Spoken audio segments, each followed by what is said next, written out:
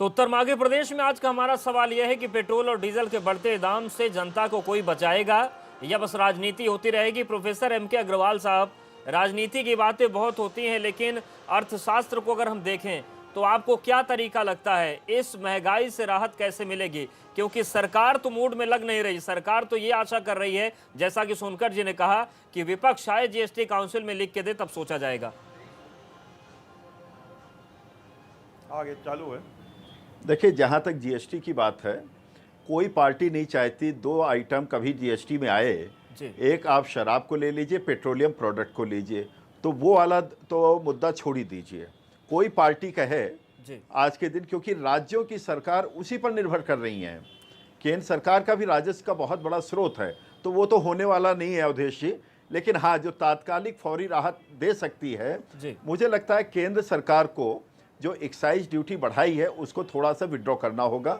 और राज्य सरकारों को भी आप इस तरह से देखें, उत्तर प्रदेश के मुकाबले राजस्थान में, मध्य प्रदेश में, सबसे कहें आसपास के जितने राज्य हैं, सबसे सस्ता पेट्रोल और डीजल उत्तर प्रदेश में है।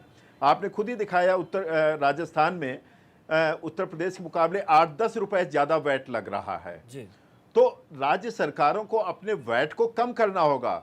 उत्तर प्रदेश में भी कम करना होगा, लेकिन राजस्थान में भी और ज्यादा कम करना होगा। बंसल जी वैट कम करने को तैयार है क्या? सारे इसको घटाने का पूरा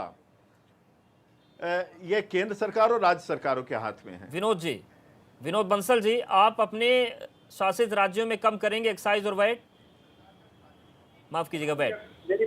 जो आप महंगाई की बात कर रहे हैं, 80% ट्रक तो बाहर खड़े हुए हैं डीजल के लिए। और जहां तक एक्साइज की बात है, पहले एक्साइज कम करो, फिर उसके बाद स्टेट का नंबर आता है। आप तो माल खाएंगे और दूसरे को परेशान ही करेंगे। किसान परेशान है। और जब तुमने शराब पे एक्साइज बढ़ाई थी, किसने रोका था? किसी ने नहीं कहा था ना शराब पे एक्साइज क्यों बढ़ा दो, और बढ़ा दो शराब पर। देखिए, गरीब किसान को विनोद बंसल नहीं, वो बढ़ाओ नहीं कम कर पाएंगे साहब। ये सब बातें करेंगे, मीडिया अपनी बातें, ये सारी अपनी बातें पुरानी मनमोहन सिंह सरकार पे और सपा सरकारों पे ठोक देंगे। ये कुछ नहीं करेंगे। ये तो अपने जब इनका देखिए, जब आपका समय आएगा, आया तो आप उल्टी बोल रहे हैं, तब उल्टी भाषा बोल रहे थे आप, आज उल्टी भाषा बोलने लग गए। मतलब आपका कोई मतलब भाषा नहीं, इसका आपकी कंट्रोलिंग शासन में नहीं है। कोई बात नहीं, ठीक है। सतीश गांधी जी, अब ये बताइए कि जब ये हालात हैं तो ट्रांसपोर्ट इंडस्ट्री पर जो प्रेशर पड़ेगा, उसका कितना इम्पैक्ट जनता पर पड़ने जा रहा है? जी साहब, जो ट्रांसपोर्ट पे इंडस्ट्री पे जो फैक्ट पड़ रहा है, आज की तारीख में ट्रांसपोर्ट इंडस्ट्री जितना भी डीजल लेती है, सब मंथली बिलिंग से लगभग 90% लोग उधार डीजल लेते हैं जी। अभी सरकार ने जो हमको ईएमआई जो लोन की गाड़ियां थी, उनमें किस्तों में राहत दी हुई थी। मेरी बात सुन ले पहले पूरी आप लोग, बड़ा सीरियस मैटर हो। आपने पूछा क्वेश्चन मेरे ट्रेड से संबंधित। आपने जो ईएमआई में अगस्त तक हमको सेंट्रल गवर्नमेंट सरकार बैंकों से दे दी है। आज एक एक गाड़ी वाले को 50-60 हज़ार की इंस्टॉलमेंट थी, वो आज अगस्त तक छूट मिली हुई है।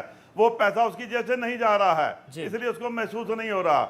और जो बड़े दाम का डीजल का पैसा उसको देना है, उसको अगले महीने देना, इस महीने नहीं देना। बिल्कुल, मतलब कुल मिलाकर ये जनता पर प्रेशर अब शिफ्ट होगा। और सवाल जो था उसका जवाब नहीं मिल पाया। सवाल यही कि आखिर कौन बचाएगा इस महंगाई के मार से? तो विपक्ष कहता है कि सत्ता, और सत्ता कहती है कि विपक्ष। अब जनता तय कर ले कि क्या करना है और किस तरीके से आगे बढ़ना है, क्योंकि फिलहाल राजनीति उस मूड में नहीं लग रही है। इस खास पेशकश में फिलहाल